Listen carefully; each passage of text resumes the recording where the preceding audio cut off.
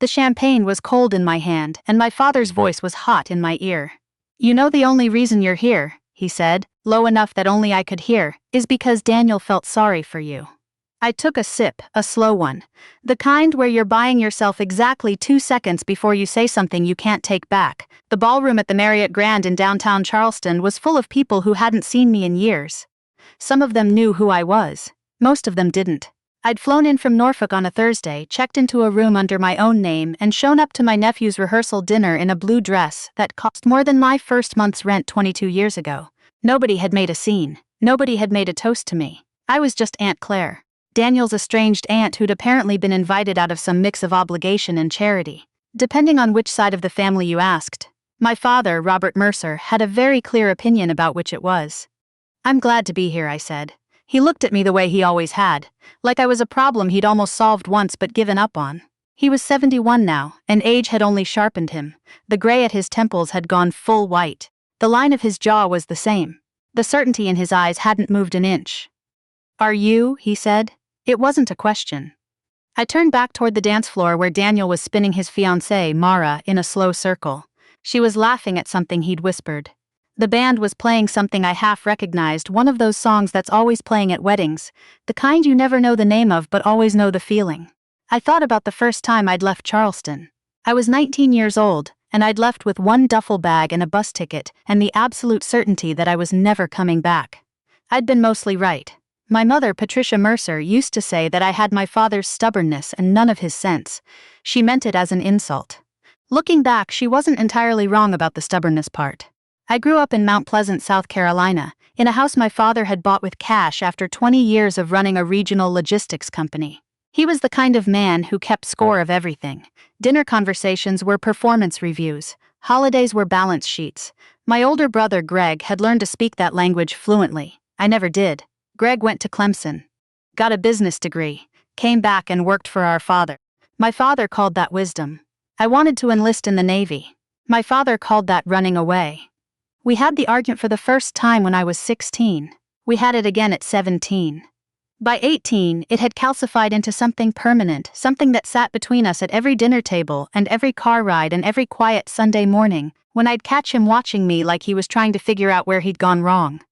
The last version of that argument happened on a Tuesday in August, 2 weeks after my high school graduation. I'd received my acceptance to officer candidate at school.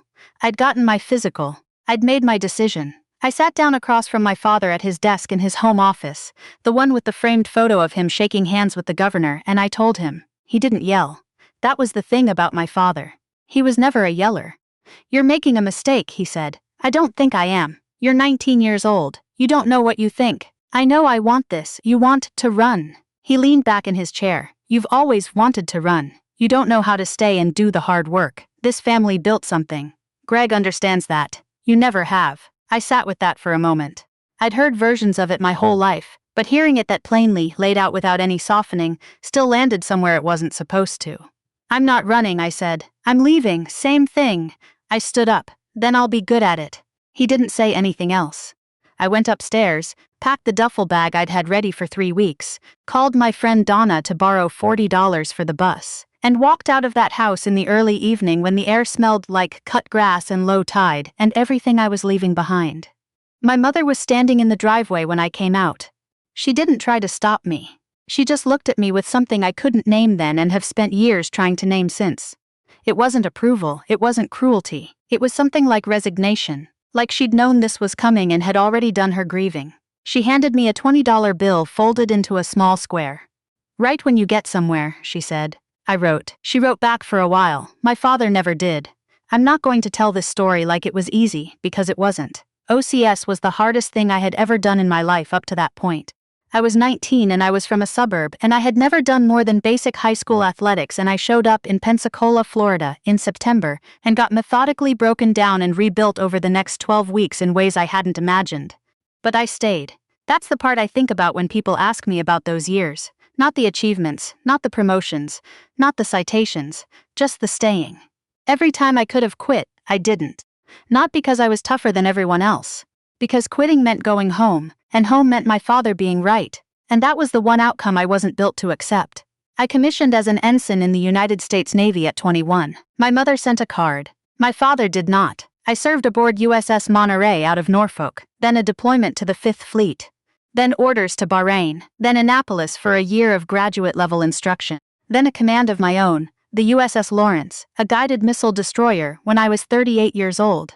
I was one of 14 women in the Navy's history at that point to have commanded a destroyer. My XO, a man named Petty, sent out an announcement to the crew. They stood at attention on the flight deck in the early morning cold, and I walked aboard my ship and I held it together until I got to my cabin, and then I sat down on the bunk and pressed my fists against my eyes until the feeling passed. I'd made captain at 35. I was working toward the next thing. I was working toward it quietly and without ceremony, the way I'd learned to work toward everything. I did not call my father. I had not called my father in 11 years at that point. I also had not been invited to my nephew Daniel's birthday parties, his high school graduation, his college graduation, or his engagement party. I'd found out about the engagement from my mother in one of our occasional brief phone calls, the kind we'd settled into where we talked about the weather and her garden and carefully avoided anything that mattered. He's getting married in June, she told me. In Charleston. At the Marriott. That's nice, I said. There was a pause. He asked about you, she said. I didn't say anything. He wants you there, Claire. He asked me to ask you. I thought about it for 3 weeks. I thought about what it would mean to walk back into that city, into that family, into the specific gravity of my father's disappointment. I thought about being 41 years old and still feeling like that 19-year-old in the driveway with the duffel bag. And then I thought about Daniel. I'd met him exactly twice. He was 2 when I left, and he'd been 5 the last time I'd come back for Christmas. The visit that ended badly when my father and I had a quiet and devastating conversation over the breakfast table that my mother had spent the rest of the day pretending hadn't happened. Daniel had been too young to understand it. But I remembered him sitting in his high chair with syrup on his face, watching me with the complete open interest that small children have for people they haven't been taught to distrust yet. I emailed him directly. Daniel, I heard you're getting married. I'd like to come if the invitation is genuine. No obligations beyond that. Claire, he called me 20 minutes later. He was 30 now, and he had a low, easy voice, and he laughed when I answered like he'd been waiting for this his whole life. Aunt Claire, he said, yes, please, Mara wants to meet you. She knows who I am? She knows everything. He paused. She served under you, in the Navy. 2 deployments. She got out 3 years ago.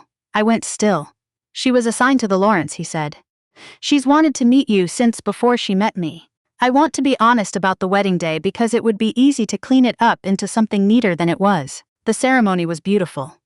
Mara Mercer, now, walked down the aisle in a dress that was simple and devastating, the kind of elegant that looks effortless and costs a fortune. Daniel was crying before she was halfway down the aisle. My mother was sitting 2 rows in front of me, and she turned around once and found my eyes and gave me a small nod, and that nearly undid me right there. My father did not turn around. He was sitting next to my mother, upright and formal in a charcoal suit, his white hair combed back, looking like he was attending a board meeting. He knew I was there. My mother had told him. He had, according to what she'd relayed to me later, said nothing. The reception was held in the ballroom. There were about 200 people. I knew maybe 8 of them.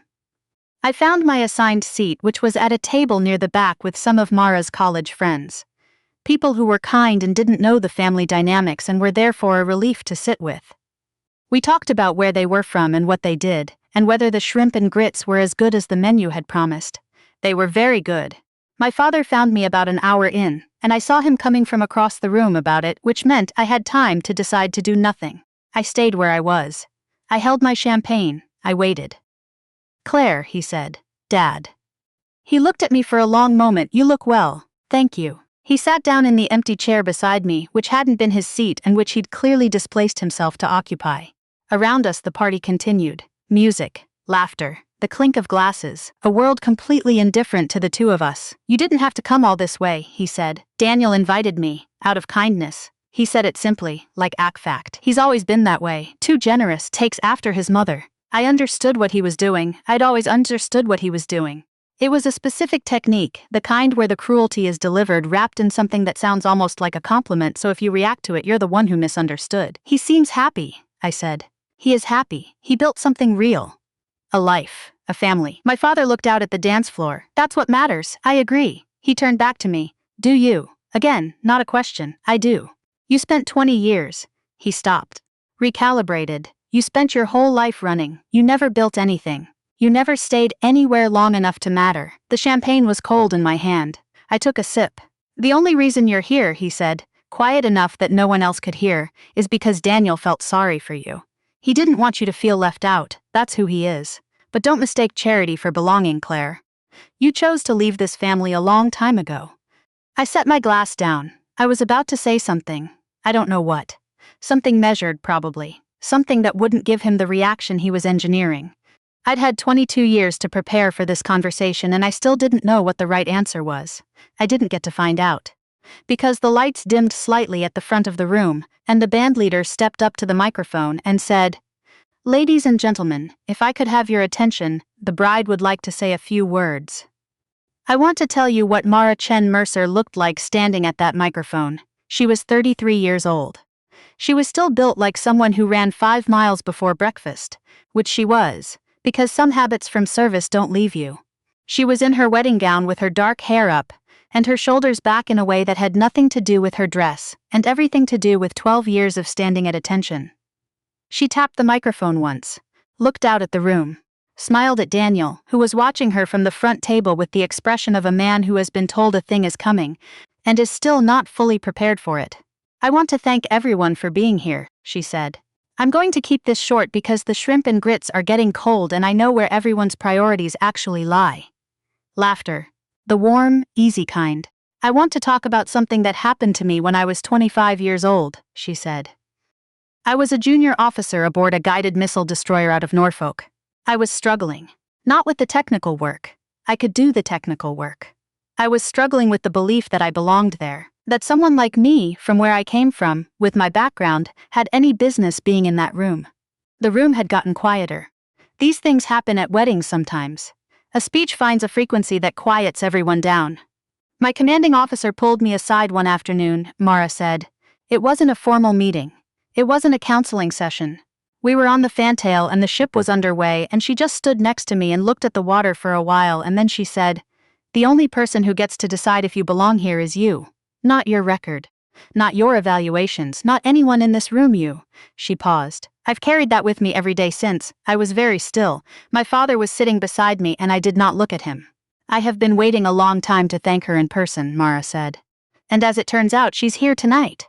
She looked up from the microphone and she looked directly across the ballroom, directly at me, and her posture shifted, slightly precisely, the way muscle memory works, into something formal. "Captain Claire Mercer," she said. "USS Lawrence commanding officer, 2 combat deployments, 31st in her OCS class, the woman who taught me what it meant to lead. Would you please stand?" The room turned. 200 people turned. My father went completely still beside me. I stood up. I don't know what my face was doing. I hope it was something like composed. My hands were steady. I'd stood at attention in front of admirals and senators, and once in front of a congressional subcommittee that was trying to decide something important about my career, and I had been steady through all of that, so I was steady through this. Mara brought her right hand up in a salute. Formal. Precise. "Thank you for your service, Captain," she said, "and thank you for being here tonight. This family is better for it." The applause started somewhere to my left and spread. People were standing. Not everyone, but enough. Enough that the sound of it filled the ballroom and pressed against the walls, and went somewhere up into the ceiling where sound goes at moments like this. I looked at Daniel. He was on his feet with his hands together, and his face was the face of someone who had planned this and was watching it land and was trying very hard not to cry again. He was mostly failing. I looked at my mother. She had her hand pressed to her mouth. Her eyes were closed. I did not look at my father. I nodded at Mara. I sat back down. The applause faded. The band picked back up. Conversations resumed, the way they do, the social fabric reweaving itself over the moment it had just witnessed. My father didn't say anything for a long time. I picked up my champagne glass. It was empty. I set it back down. "Captain," he said finally. I turned to look at him. His face was doing something complicated. I'd spent my whole childhood studying my father's face for clues about what was safe and what wasn't, and I recognized the architecture of this expression. The jaw set, the slight narrowing around the eyes. This was a man doing internal accounting that he hadn't expected to have to do tonight. "Yes," I said. "How long?" It wasn't a question, but I answered it anyway. "I made 06 at 35, 6 years ago." He processed that. 6 years. 6 years during which he'd been under the impression that I was, what? Drifting, running, failing to build anything that mattered. "You never said," he said, "you never asked." That landed. I saw it land. He absorbed it the way he absorbed everything without visible reaction, but I'd gotten good enough over a lifetime of watching him to see the small things, the slight movement in his throat, the way his hand rested differently on the table. "Your mother knew," he said. "Mom knew I was in the Navy. She knew I was serving." We talked. I paused. "You could have called Dad. You had the number." A long silence. "The Lawrence," he said. "That was your ship. Still is. Until July. What happens in July? I get new orders." I didn't tell him what the orders were. That was its own conversation, and this wasn't the moment for it. He nodded slowly. He looked out at the dance floor where Daniel was now dancing with his mother-in-law, laughing at something she'd said. 200 people living their lives around us, completely unaware that something had just shifted in the geometry of mine. "I was wrong," my father said. I looked at him. He didn't say it again. My father, Robert Mercer, was not a man who repeated himself. He'd said it once, and he meant it once, and that was all he had. I sat with it for a moment. 22 years of silence, the driveway, the duffel bag, the bus to Pensacola. Every Christmas I hadn't come home, every milestone he hadn't acknowledged, every phone that hadn't rung. 2 words, sitting there between us on a table at a wedding reception in Charleston, next to an empty champagne glass and a dinner plate, and the wreckage of everything we'd never said. I thought about what I wanted. What I actually wanted, not what would feel satisfying in the moment or what would make for a cleaner story. "I know," I said. Not "it's okay," not "I forgive you," not a hug, not a reconciliation that would require too much of both of us tonight, in this room, after a glass and a half of champagne. Just, "I know." He nodded once. I stood up and picked up my empty glass. "I'm going to find the bar," I said. "You want anything?" He looked up at me. Something moved across his face that I didn't have a name for and didn't try to find one. "No," he said. "Thank you."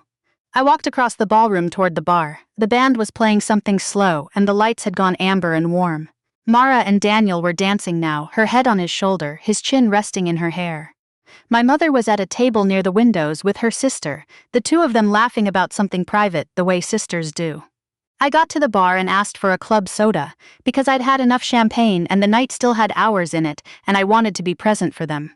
The bartender handed it to me, and I turned around and leaned against the bar and looked out at the room. 200 people. Music. Light.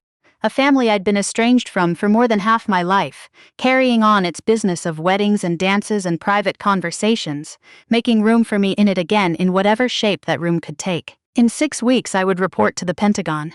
I'd received orders I hadn't yet told my father about, orders that would take me from the Lawrence to a desk in Washington, where I would, among other things, help shape policy for the next generation of officers. I didn't know if my father and I would talk again after tonight. I didn't know if 2 words across a wedding table could start anything real, or if they were just 2 words, said too late and too briefly to carry the weight we were trying to put on them. I'd learned enough about people, about leading them and watching them, and being accountable for their lives, to know that the work doesn't happen in the dramatic moment. It happens in the afterward. In all the ordinary days that follow, when no one is watching and there's no music and no champagne and no bride at a microphone to create the conditions for honesty. That was the part I couldn't plan for. Neither could he. But Daniel was dancing with his wife in a room full of people who loved them. And my mother was laughing with her sister by the window. And somewhere in the amber light my father was sitting alone at a table, doing the arithmetic of a story he'd been telling himself for 22 years. And I was standing at the bar with a club soda, wearing a blue dress that cost more than my first month's rent, watching all of it. That was enough. For tonight that was exactly enough.